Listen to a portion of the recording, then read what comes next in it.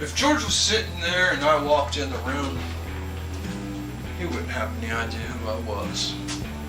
But I could tell him, you know what, George? I was inspired. I was inspired to go talk to you on November the 1st and November the 2nd at midnight. When they say that dead people come back here in California at the cemetery. I was inspired because of Charlie Manson. You know him, right? He made you famous. You're in the movie Once Upon a Time in Hollywood. You're going to be played by Burt Reynolds. But he up and died. So Bruce Dern took over. He did a fine job with him. I was also inspired by a letter that Lynette sent me where she wanted me to put something on your grave. So today, we're going to do just that. Because today's the day that everybody goes and puts something on their graves. It's November the 1st, and it's the back porch.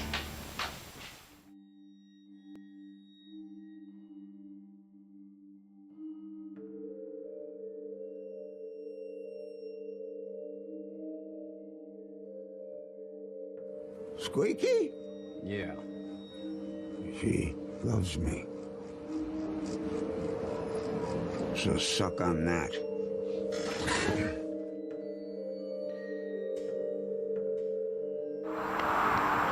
Yep. That's George Spahn, who was portrayed by Bruce Dern in Once Upon a Time in Hollywood. Over there is the 14 freeway. All that traffic is headed home Friday night, November the 1st.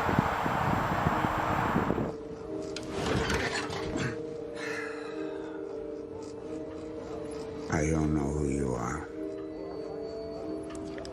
but you touched me today. You came to visit me. Now I gotta go back to sleep. I gotta watch FBI tonight. I watch it with Squeaky.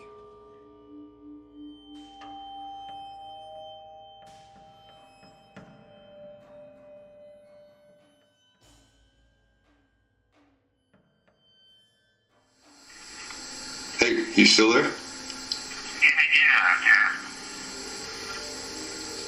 So I've been tripping on you, man. It's like, you've been doing later sleeping all day. Sleeping on this? It's like 9 o'clock in the morning. That's not all day. Is that early for you? No.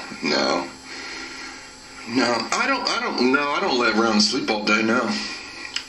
I was actually just sitting there. No, I didn't think so, man. You look like a dynamo. I mean, the way you do all your work, you're always working.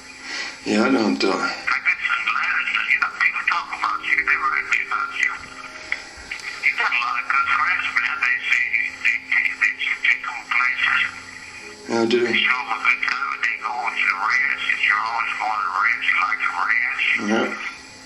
I don't think you got any enemies. Everybody I know likes you.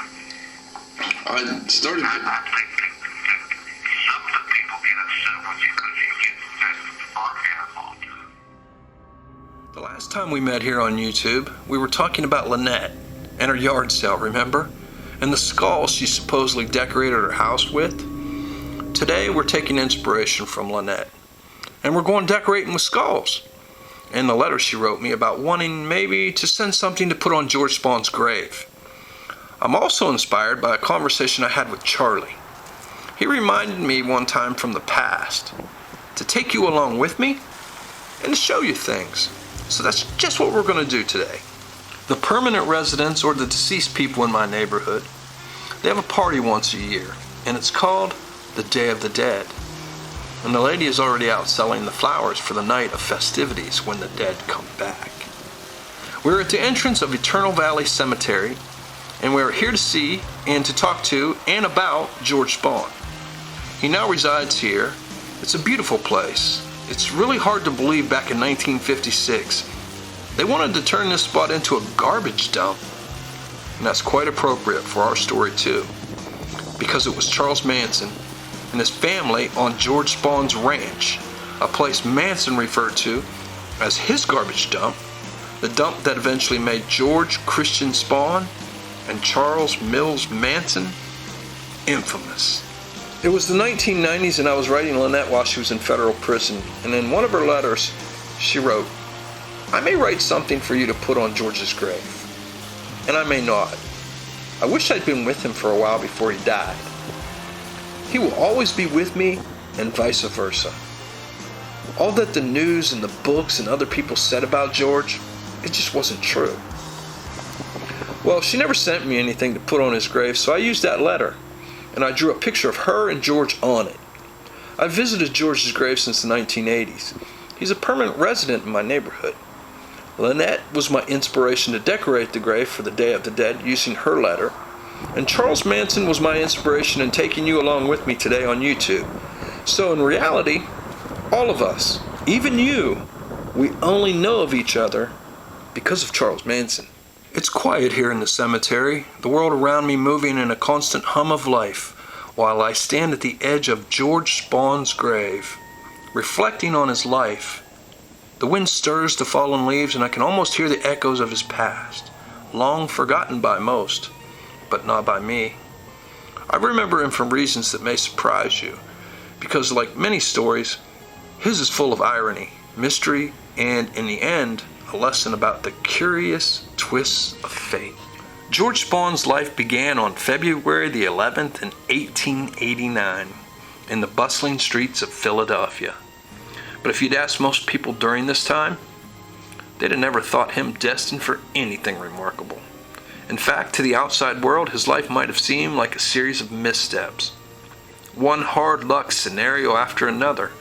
But as I stand here recounting the story of his years, I see how the seemingly unimportant can come together to form something unforgettable, even if the man himself was never fully aware of the larger narrative being written around him.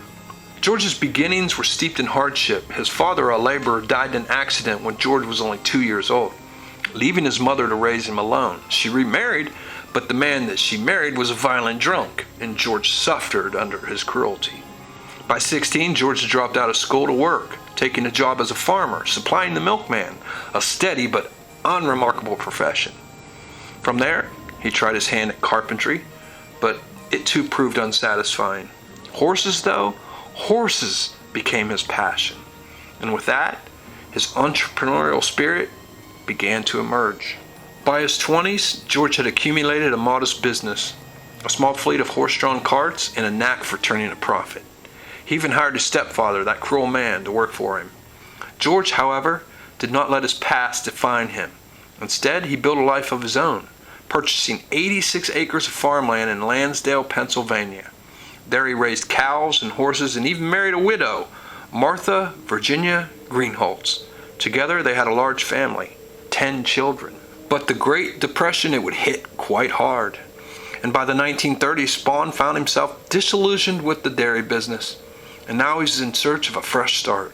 So he sold off his property and he moved his family to California.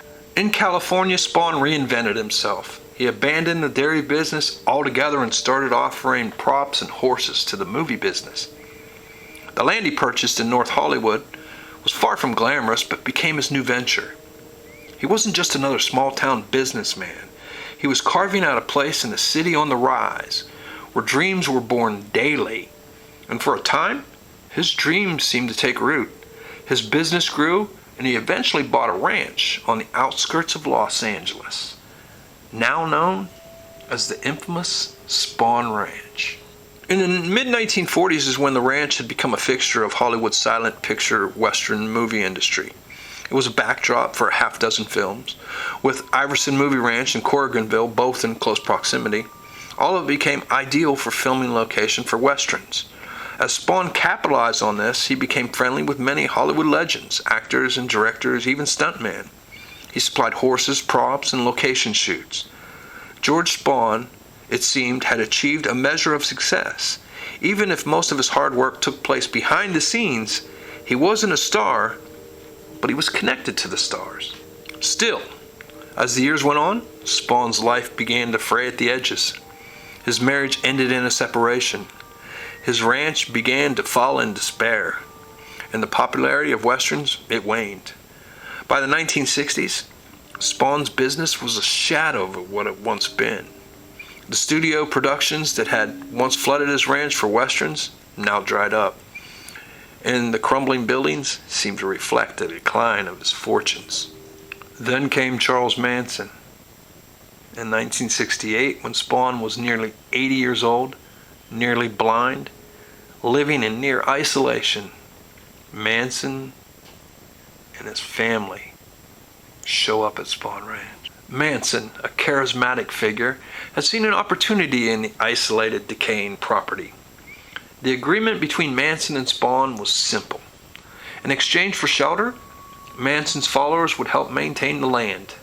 Lynette, one of Manson's loyal followers, was assigned to care for Spahn. She serving as his eyes and taking on kind of a role of de facto wife. Despite Spahn's failing health and diminishing capacity, he allowed Manson and his followers to settle on his ranch, a decision that would unknowingly tether Spahn to one of the darkest chapters in American history. Manson's family, in their ragged clothes, their unkempt hair, and their twisted ideology, became a fixture on the ranch. The once pristine western sets now occupied by barefoot children and out-of-work cowboys. Spahn, perhaps weary of life's twist, seemed unaware, or at least unwilling to confront the growing danger around him. As I stand here at Spahn's grave, the irony of it all is impossible to ignore. George Spahn, a man who had worked tirelessly for decades, whose life was built on small, incremental successes, had created something enduring. But it was not the legacy he had hoped for. In the end, his life was forever entwined with Charles Manson and the horrors that unfolded on his very land. It was the unexpected, dark surprise that thrust Spahn into the public consciousness. His once thriving movie ranch, where the likes of The Lone Ranger and Bonanza once had filmed, was now the site of gruesome murders that would shock the nation. Perhaps the most tragic irony of George Spahn's life was that despite his hard work, his passion for horses, his role in Hollywood's golden age of westerns, and the small empire he had built, he would not be remembered for any of that. Instead, he became famous because he unknowingly provided a home to a group of murderers. It was this dark chapter, not his earlier years of entrepreneurial spirit, that had cemented his place in history. And even in death, he would be remembered not for his successes, but for his connection to the madness that took root on his ranch. Manson's family had used Spahn's land as a backdrop for their violent plans. And it was this association, not his earlier accomplishments, that became his legacy. His ranch, once a place of dreams, had become a symbol of chaos and horror. What's even more remarkable is that I'm standing here today at his grave remembering him. I wouldn't even have known George Spahn's name if it weren't for Manson.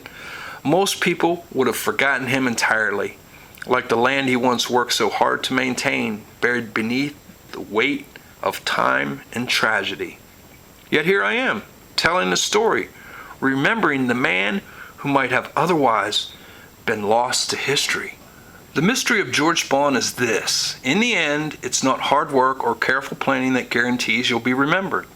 It's the unexpected, the twist of fate, the surprise that life throws at you. And sometimes it's the shadows, those dark and forgotten corners of life that create a legacy, for better or worse. In his final years, Spahn might have thought he was fading into obscurity, but he was wrong. For better or worse, he became part of history. Not the history he imagined, but history that continues to be talked about, debated, and remembered. And now, standing by his grave, I realize that as long as someone remembers and tells your story, you're never truly forgotten. That's the mystery of life, isn't it? The twists, the turns, the unexpected ways we become part of something larger than ourselves. George Spahn's life was full of hard work and struggle, but it was the surprises that made him famous in the end. His legacy, though twisted, is tied forever to a story of Manson and the strange haunting chapter that unfolded on his land. And perhaps, in the end, that's what it means to live a life. To be remembered Not for what you planned, but for what the world decides to make of you. Well, now the party's over with. Until next year, on November the 1st, when we meet back at George's grave. Peace. That was fun, huh? Yeah. That's the 4th year I've done that now. It gets cold over there at nighttime. Yeah. I know. You know better than I know.